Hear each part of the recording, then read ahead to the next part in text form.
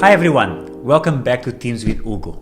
This is it. This is the last episode of the series Building Teams That Last.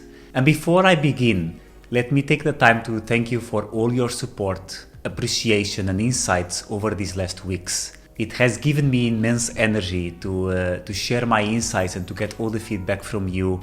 And I hope to bring it to the next series and to the next videos and initiatives I'll bring forward. Today's topic is about short-term versus long-term goals and how to balance both. It is a complex act that brings together three different themes that can help you throughout this journey, throughout balancing both the short-term and long-term. Those three themes is attention, is choices, and is about reward. Attention is all about what you give energy to. Choices talk to the meaning and priority you give to what you decide. And reward is what you tend to recognize most often. And short-term and long-term goals have to coexist. They cannot be one without the other one.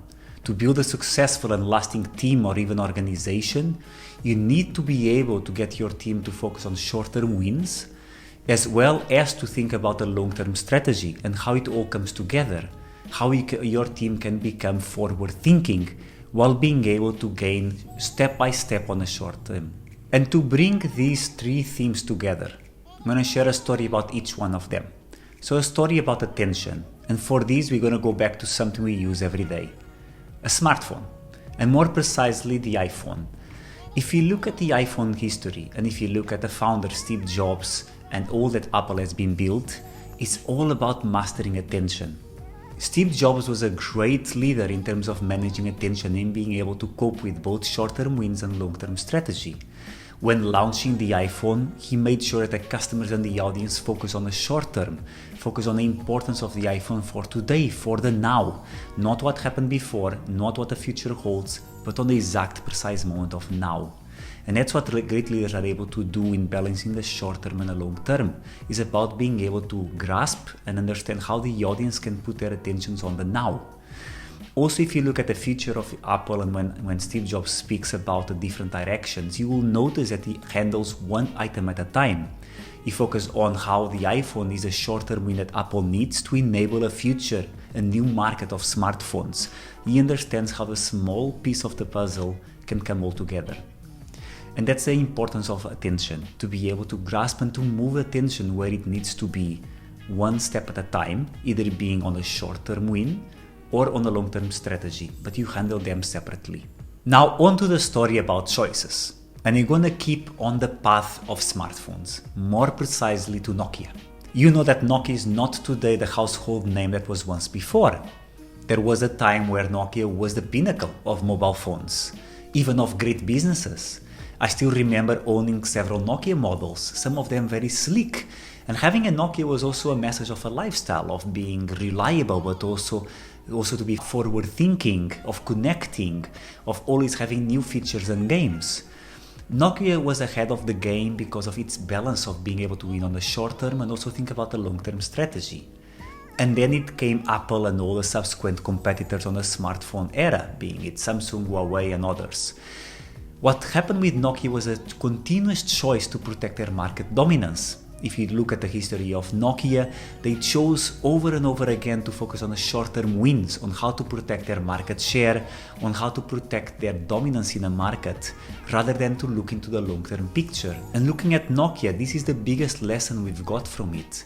If you spend too much time on the short term and focusing on short-term wins, you will disconnect from the bigger picture and ultimately disconnect from the people you are trying to serve. On the other side, it's also important to recognize that if you spend too much time on a long-term goal and long-term strategy, you may never gain momentum to reach that state. So that's why Nokia also taught us what happens if you focus too much on one end of the chapter and if you don't balance both. Now finally, onto the story of reward. Rewards can have a multiplier effect. If you reward your people and overall the organization for all the short-term wins, and keep doing that over and over again and too often over time, what will happen is that the organization will shorten their horizon of time and will shorten their scope, meaning that they'll start losing sight of being ahead of the game and on a long-term strategy. And people will get used to the fact that they will be getting recognized on the short term and try to play around that game.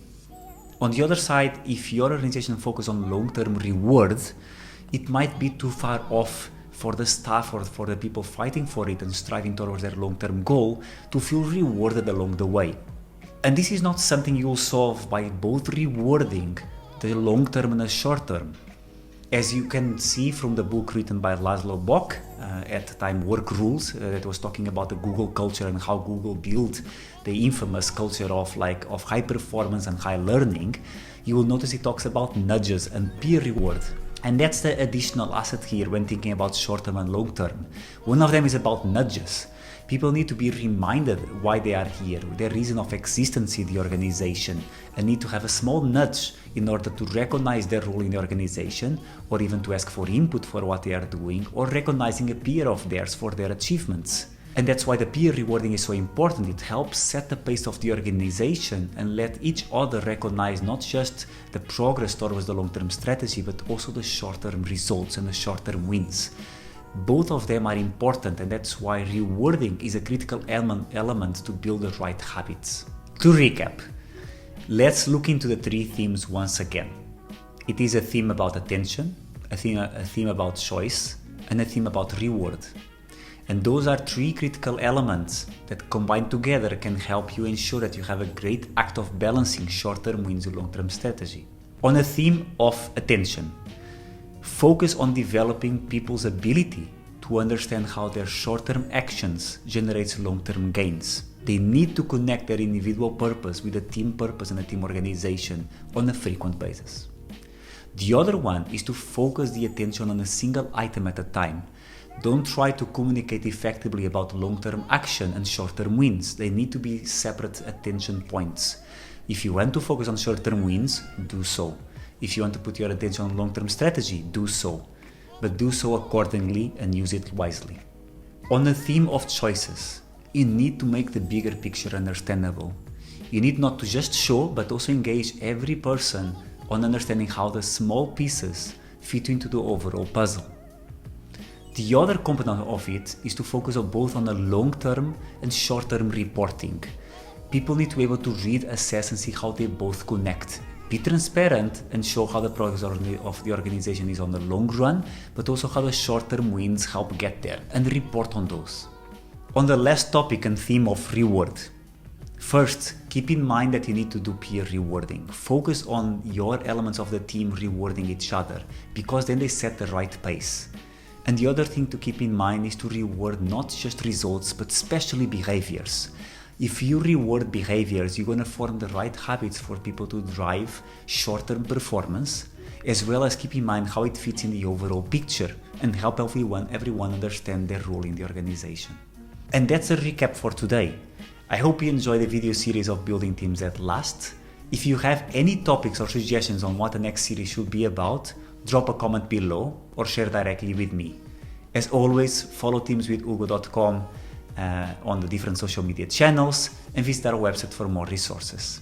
Ciao and obrigado.